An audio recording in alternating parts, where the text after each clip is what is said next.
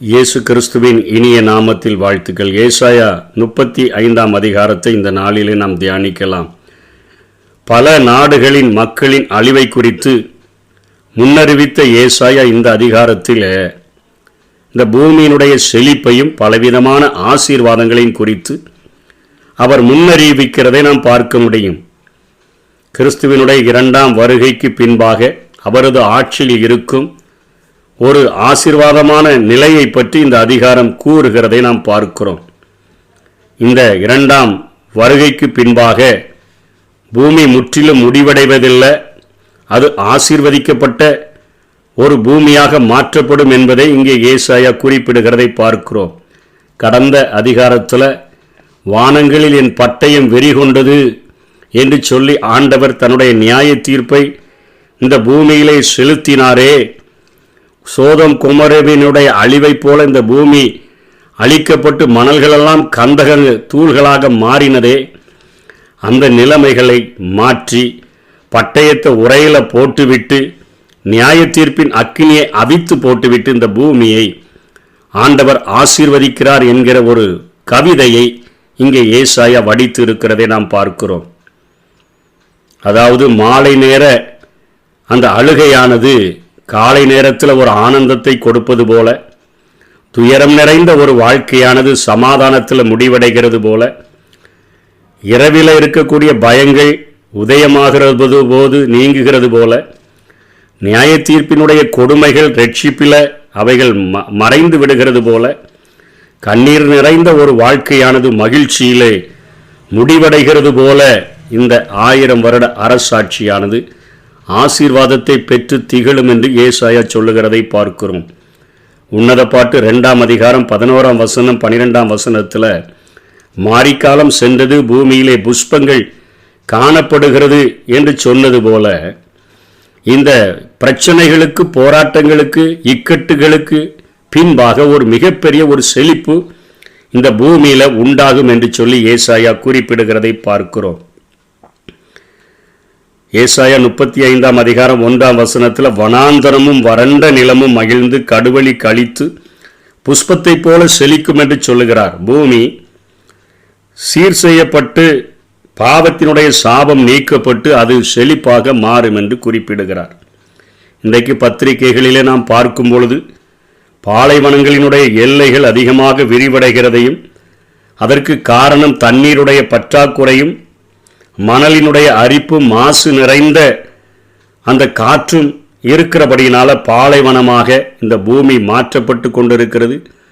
ஒரு நைந்து கிழிந்த ஒரு பழைய துணியை போலதான் இந்த பூமி காணப்பட்டு கொண்டிருக்கிறது. இது எப்படி 1000 வருட அரசாட்சி வரையிலும் தாங்கும் அப்படின்னு சொல்லி நம்முடைய அறிவியல் வல்லுநர்கள் நினைத்து கொண்டிருக்கலாம். ஆனால் அருமையாக ஆண்டவர் இந்த பூமியை உருவாக்கின ஆண்டவர் ஆதியிலே ஒழுங்கின்மையும் வெறுமையுமாய் இருந்த ஒரு பூமியை அவருடைய பார்வைக்கு நேர்த்தியாக உண்டாக்கி நல்லது என்று கண்ட ஒரு ஆண்டவர் இந்த பூமியை மீண்டுமாக செழிப்படைய செய்யக்கூடிய ஒரு காரியத்தை தான் செய்வார் என்று சொல்லி இங்கே ஏசாயா ஆணித்தரமாக ஒரு கவிதை நடையிலே வடிவமைத்திருக்கிறதை பார்க்க முடிகிறது. அது மிகுதியாய் செழித்து பூரித்து ஆனந்த களிப்புடன் பாடும், லீபனோனின் மகிமையும் கர்மேல் சாரோம் என்பவைகளின் அலங்காரமும் அதற்கு அளிக்கப்படும், அவர்கள் கர்த்தருடைய மகிமையையும் நமது தேவனுடைய மகத்துவத்தையும் காண்பார்கள்.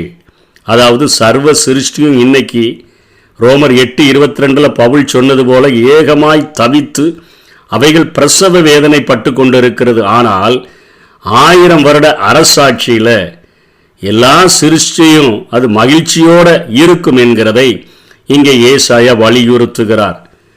வசனம் 3 தளர்ந்த கைகளை திடப்படுத்தி தள்ளாடுகிற முழங்கால்களை பலப்படுத்துங்கள், மனம் பதறுகிறவர்களை பார்த்து நீங்கள் பயப்படாதிருங்கள், இதோ உங்கள் தேவன் நீதியை சரிக்கட்டவும் உங்கள் தேவன் பதிலளிக்கவும் வருவார், அவர் வந்து உங்களை ரட்சிப்பார் என்று சொல்லுங்கள்.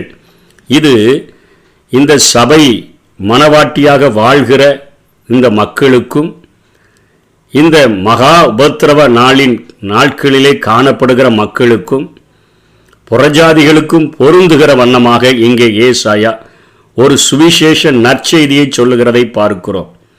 இன்றைக்கு ஆண்டவருக்காக இவ்வளவு நாட்கள் ஓடிவிட்டோம். அநேக பிரச்சனைகள், அநேக போராட்டங்கள். அவர் இன்னும் வருகிறேன் என்று சொல்லுகிறாரே, எப்பொழுது மத்திய ஆகாயத்தில் அந்த எக்கால சத்தம் கேட்கும், நான் மறுரூபமாக்கப்பட்டு பவுலை போல பின்பு உயிரோடு இருக்கிற நாமும் ஒரு இமை பொழுதுல, ஒரு நொடி பொழுதுல நம்ம மறுரூபமாக்கப்பட்டு போயிடுவோன்னு சொன்னார. தாமதமாயிட்டே இருக்குதுன்னு சொல்லி ஏங்கி இருக்கிறவர்களை பார்த்து இங்கே ஏசாயா சொல்லுகிறார், தளர்ந்த கைகளை திடப்படுத்தி தள்ளாடுகிற முழங்கால்களை பலப்படுத்துங்க. மனம் பதற வேண்டாம், நீங்க பயப்படவும் வேண்டாம். இதோ உங்கள் தேவன் நீதியை சரி கட்டவும் உங்கள் தேவன் பதிலளிக்கவும் வருவார். அவர் வந்து உங்களை கட்டாயம் ரட்சிப்பார் என்று சொல்லி இங்கே ஏசாயா சொல்லுகிறதை பார்க்கிறோம். அதாவது இந்த பூமி மீட்படைவது போல மனிதர்களுடைய சரீரமும் மீட்படைய முடியும் என்கிற காரியத்தை இந்த வசனங்களிலே அவர் வலியுறுத்துகிறதை பார்க்கிறோம். முதல் அந்த 2 வசனங்களிலே பூமியினுடைய அந்த உயிர் மீட்சியை குறித்து, அதனுடைய அந்த விடுதலையை குறித்து சொன்னவர். சரீரத்திற்கும் இப்படிப்பட்ட ஒரு விடுதலை உண்டு என்பதை, மனிதனுடைய சரீரமும் மீட்கப்படும், அவனுடைய மனசும் புதுமையடையும். எப்படி சிருஷ்டிகள் மிகுந்த ஆவலோடு எதிர்பார்த்து கொண்டிருக்கிறதோ அப்படியே மனிதனுடைய இருதயம் ஆவலோடு எதிர்பார்க்கும் என்று சொல்லி இங்கே ஏசாயா 2ஐயும் இணைத்து பேசுகிறதை நாம் பார்க்கிறோம். அப்பொழுது குருடரின் கண்கள் திறக்கப்பட்டு செவிடருடைய செவிகள் திறவுண்டு போம். அப்பொழுது முடவன் மானை போல குதிப்பான், ஊமையின் நாவும் கெம்பிரிக்கும். வனாந்தரத்திலே தண்ணீர்களும் கடுவெளியிலே ஆறுகளும் பாய்ந்துடும். இந்த பூமியில பஞ்சமும் இருக்காது. 2ஐயும் இணைத்து சொல்லுகிறார். இந்த பூமியில பஞ்சம் இருக்காது. இந்த பூமியில அதாவது ஊனமுற்றவர்கள் இருக்க மாட்டார்கள். இந்த பூமியில வியாதிகள் இருக்காது. இந்த பூமியில சாபம் இருக்காது. வெட்டாந்தரை தண்ணீர் தடாகமாகவும் வறண்ட நிலம் நீரூற்றுகளும் ஆகும். வலுசப்புற சர்ப்பங்கள் தாபரித்து கிடந்த இடங்களிலே புல்லும் கொறுக்கையும் நாணலும் உண்டாகும். அங்கே பெரும் பாதையான வழியும் இருக்கும். அது பரிசுத்த வழி என்னப்படும். தீட்டுள்ளவன் அதிலே நடந்து வருவதில்லை. அந்த வழியிலே நடக்கிறவர்கள் பேதையாயிருந்தாலும் திசை கெட்டு போவதில்லை. அங்கே சிங்கம் இருப்பதில்லை, அதாவது அழிவுகள் இருப்பதில்லை. துஷ்ட மிருகம் அங்கே போவதும் இல்லை, அங்கே காணப்படவும் மாட்டாது. மீட்கப்பட்டவர்களே அதில் நடப்பார்கள். யார் யார் மீட்கப்பட்டவர்கள் இந்த 1000 வருட அரசாட்சியில் பங்கு பெறுவார்கள் என்று சொல்லி நம்ம பார்த்தோன்னு சொன்னால், 1 தெசலோனிக்கர் 4ஆம் அதிகாரம் 16ஆம் வசனத்தில் சொல்லுகிறார, கிறிஸ்துவுக்குள்ள மரித்தவர்கள் முதலாவது எழுந்திருப்பார்கள், பின்பு உயிரோடு இருக்கப்பட்ட நாமும் மறுரூபமாக்கப்படுவோம் என்று சொல்லுகிறார். வெளிப்படுத்தல் 5ஆம் அதிகாரம் 9-10 சகல கோத்திரங்களிலும் பாசைக்காரர்களிலும் ஜனங்களிலும் இருந்து எங்களை தேவனுக்கென்று உம்முடைய இரத்தத்தினால மீட்டு கொண்டு எங்களை தேவனுக்கு முன்பாக எங்களை ராஜாக்களும் ஆசாரியர்களும் ஆக்கினீர், நாங்கள் பூமியிலே அரசாளுவோம் என்கிற புது பாட்டை பாடினார்கள். யாரெல்லாம்? சகல கோத்திரம், சகல பாஷைக்காரர்கள், ஜனங்கள், இவர்கள் எல்லாரும் யார் யாரெல்லாம் இயேசு கிறிஸ்துவுடைய இரத்தத்தினால கழுவப்பட்டு பரிசுத்தமாக்கப்பட்டார்களோ அவர்களும், முதலாவது உயிர்த்தெழுதலில் பங்கு பெறுகிறவர்களும், மறுரூபமாக்கப்பட்டு சபையாக எடுத்துக்கொள்ளப்பட்டவர்களும், அந்த மகா உபத்திரவத்தின் நாட்களிலே மீந்திருந்த யூத இஸ்ரவேல் ஜனங்களும் இந்த 1000 வருட அரசாட்சியிலே அவர்கள் காணப்படுவார்கள் என்று சொல்லி இங்கே ஏசாயா சொல்லுகிறதை பார்க்கிறோம். மிக செழிப்பான பூமியும் மிக செழிப்பான ஆசீர்வாதமுடைய ஜனங்களும் காணப்படுவார்கள். அவர்கள் அந்த பெரும்பாதையான வழி, அந்த ஹைவேல போகும்போது, அந்த வழிக்கு பேரே பரிசுத்த வழி. இன்னைக்கு ஹைவேன்னு இருக்குது. அந்த வழியில் நடக்கிறவர்கள் பேதையாக இருந்தாலும் திசை கெட்டு போவதில்லை. அவளுக்கு எந்த ஆபத்தும் அவர்களுக்கு வருகிறதில்லை. அவர்களுடைய காரியமெல்லாம் கர்த்தரால் மீட்கப்பட்டவர்கள் திரும்பி ஆனந்த களிப்புடன் பாடி சீயோனுக்கு வருவார்கள். நித்திய மகிழ்ச்சி அவர்கள் தலையின் மேலே இருக்கும். சந்தோஷமும் மகிழ்ச்சியும் அடைவார்கள். சஞ்சலமும் தவிப்பும் ஓடி போகும். எப்படி ஒரு சாத்தான் ஒரு மிகப்பெரிய சங்கிலியினால பாதாளத்தில் கட்டப்பட்டு அடைக்கப்பட்டு விட்டபடியினால இந்த பூமியில் சஞ்சலம் இருக்காது, தவிப்பு இருக்காது, சந்தோஷமும் மகிழ்ச்சியும் தான் இருக்கும்.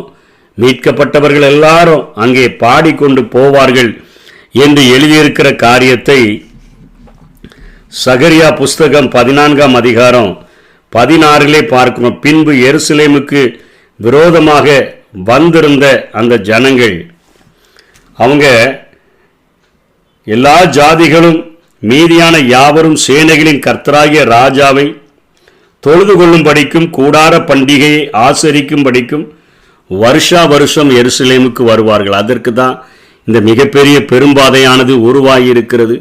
ஆகவே இந்த 1000 வருட அரசாட்சியில் வருஷா வருஷம் இந்த ஹைவேயை பயன்படுத்தி அசீரியர்கள், எகிப்தியர்கள், யூதர்கள், சிதறுண்ட இஸ்ரவேலர்கள், புறஜாதிகள், ஆண்டவரை நேசிக்கிற அனைவரும் அந்த எருசலேமிலே மிகுந்த ஒரு மகிழ்ச்சியோடு கூட சந்தோஷமும் மகிழ்ச்சியும் உடையவர்களாக, நித்திய மகிழ்ச்சியை தலைமேல பெற்றவர்களாக அவர்கள் வருவார்கள் என்கிற ஒரு மிகப்பெரிய ஒரு உன்னத ஆசீர்வாதத்தோடு கூட இந்த அதிகாரத்தை ஏசாயா முடிக்கிறதை பார்க்கிறோம்.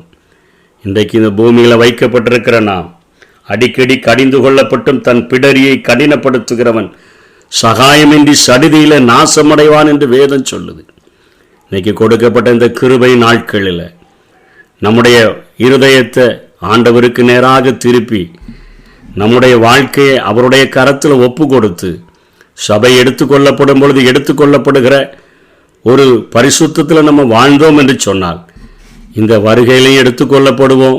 1000 வருட அரசாட்சியிலையும் ஜெயம் கொள்ளுகிறவர்களாக அவரோடு கூட இரத்தத்தினால் கழுவப்பட்ட நம்ம அரசாளுவோம், பூமியில் அரசாளுவோம் என்கிற புது பாட்டை பாடினவர்களாக நாம் நிச்சயமாக அரசாளுவோம். அப்படிப்பட்ட கிருபைகளை தேவன் நமக்கு தந்தருள்வாராக. ஆமென். அங்கே ஒரு நெடுஞ்சாலை வழி இருக்கும், அது தூய வழி. அங்கே ஒரு நெடுஞ்சாலை வழி இருக்கும், அது தூய வழி. தீட்டுப்பட்டோர் அதன் வழியாய் கடந்து செல்வதில்லை. தீட்டுப்பட்டோர் அதன் வழியாய் கடந்து செல்வதில்லை. மீட்கப்பட்டோர் அதன் வழியாய் நடந்து செல்வார்கள். மீட்கப்பட்டோர் அதன் வழியாய் நடந்து செல்வார்கள்.